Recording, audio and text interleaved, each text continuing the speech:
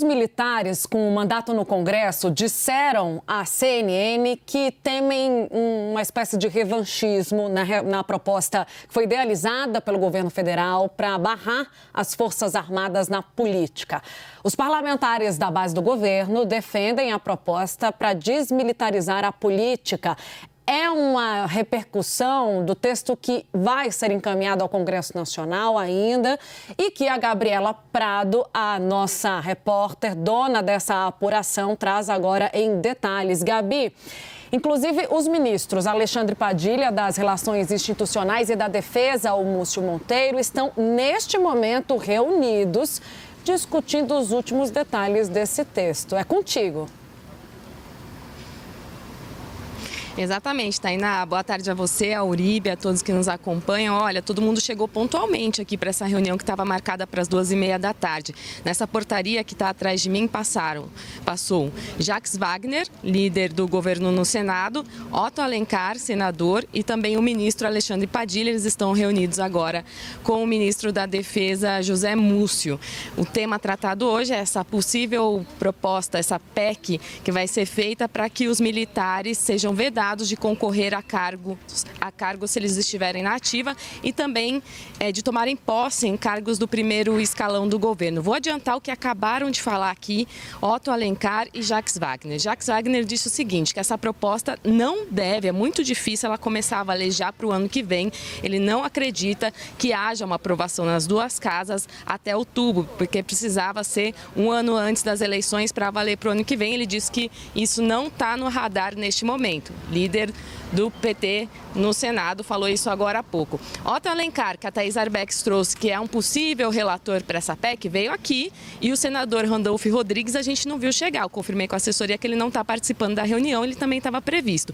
Então o Otto Alencar disse que ia ver, que ele não tinha problema nenhum em relatar essa matéria, que era uma matéria de interesse tanto da Câmara quanto do Senado e por isso também nem importava por onde essa PEC pode começar a tramitar. Então, estão acertando os últimos detalhes. A expectativa é que a gente tenha uma coletiva daqui a pouco, logo depois que eles se reunirem, para saber os detalhes dessa minuta que ontem a Thaís Arbex teve acesso e que trouxe esse texto para a gente. Agora, hoje cedo, eu fui circular no Congresso Nacional para conversar com os parlamentares e saber como essa proposta estava repercutindo, inclusive essa pressa do governo, nessa possível pressa de discutir esse texto agora. Eu conversei com parlamentares que são militares da reserva e o que eles me disseram foi o seguinte, vou usar exatamente as palavras de um deles. Olha, eu quero te passar um sentimento que eu tenho com relação a essa proposta, porque o tema é complexo. Ele disse, eu sei que as Forças Armadas devem ser despolitizadas e por isso o ideal seria assim que o militar fosse para a reserva para se candidatar. Mas ao mesmo tempo isso parece ser revanchismo do governo. Procurei também o senador Sérgio Moro, que falou comigo lá no corredor do Senado, ele disse o seguinte, olha, nesse momento as Forças Armadas estão sendo atacadas, tem uma instabilidade pairando no país com relação a esse assunto, então para o senador Sérgio Moro, da oposição, não é o momento para se discutir essa proposta agora, teria que esperar um momento mais calmo, segundo ele. Já a base governista diz o seguinte, olha, essa proposta precisa sim vir, o 8 de janeiro mostrou a politização das Forças Armadas e por isso a gente tem que discutir esse assunto e inclusive o Rogério Correia, que é deputado federal pelo PT de Minas Gerais, que está na CPMI do 8 de janeiro, disse que levou esse assunto para a relatoria para constar no relatório da CPMI a questão da politização das Forças Armadas e a importância de fazer essa despolitização para o bem da democracia. Tainá, Uribe. O problema, Gabi, é que nunca é o momento para as Forças Armadas. Para eles era melhor que não houvesse momento. Então, quando fica se adiando este assunto para sempre, sempre cria-se um subterfúgio, um discurso para dizer que não é o momento. Obrigado pelas informações. Eu vou aqui na Câmara Central falar com minha parceira alguns bastidores a respeito dessa negociação. Não é verdade que este debate está sendo feito do dia para a noite. Esse debate é feito há bastante tempo. Desde o início do governo de Luiz Inácio Lula da Silva, se está discutindo essa possibilidade. Essa minuta que a Thaís Arbex conseguiu, que está na Casa Civil, e ontem a Tainá tinha informação que já estava na Casa Civil, essa minuta, passou pelas Forças Armadas, passou pelo ministro José Múcio Monteiro, passou pelo comandante das 3 forças, foi analisado, os detalhes acabaram sendo discutidos. Tem um ponto, viu, Tainá, que me foi dito, que anteriormente não era apenas para cargos de primeiro escalão, eram cargos de segundo escalão também. Aí as Forças Armadas consideraram que não seria viável, porque há alguns postos de segundo e terceiro escalões que são de natureza militar. Ajudância de ordens é um exemplo. Mauro Cid é militar. E se a gente for ver ajudâncias de ordens de outros presidentes, a gente vê que eram militares. Então isso vai continuar como está. Um outro ponto bastante importante, o GSI, o Gabinete de Segurança Institucional. O GSI, ele tem grande parte dele com militares. Agora você tem aquele modelo pouco híbrido, mais enxugado, né, pelo governo Lula. Pela Polícia Federal, que se apurou também. Então a gente tem essa divisão. Claro, isso é uma tentativa e, inclusive, os militares concordam com isso. Tomás Paiva, o chefe do Exército Brasileiro, concorda com isso.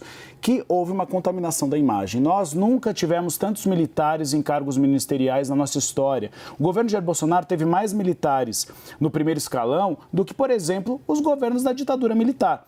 E que teve a figura de Eduardo Pazuello, ministro da Saúde, que havia sempre uma torcida nas Forças Armadas, né, Tainá, para que ele passasse para a reserva, para não contaminar a imagem das Forças Armadas. E agora Mauro Cid, que é da ativa e também tem gerado um desgaste na imagem.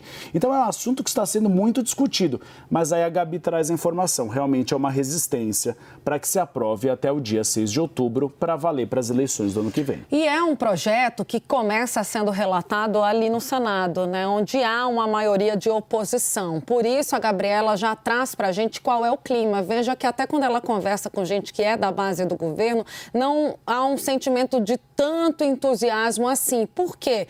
Porque não quer aprovar o projeto? Claro que não. Há uma intenção, é um projeto capitaneado pelo ministro da Defesa, Múcio Monteiro, uma resposta a uma iniciativa do PT que decidiu, Uribe, você deve lembrar, por conta própria, apresentar um outro projeto. O Carlos Aratini apresentava um projeto nesse mesmo sentido, um pouco mais rígido, mexendo na GLO. E aí foi que o Múcio Monteiro decidiu capitanear essa proposta, afinou junto aos militares e agora apresenta ao Congresso Nacional. Mas o que a Gabi traz é o seguinte: há uma intenção do governo federal de passar a proposta, mas deve-se lembrar de que há uma dificuldade e também há uma maioria oposicionista no Senado Federal, por onde a proposta começará a ser analisada.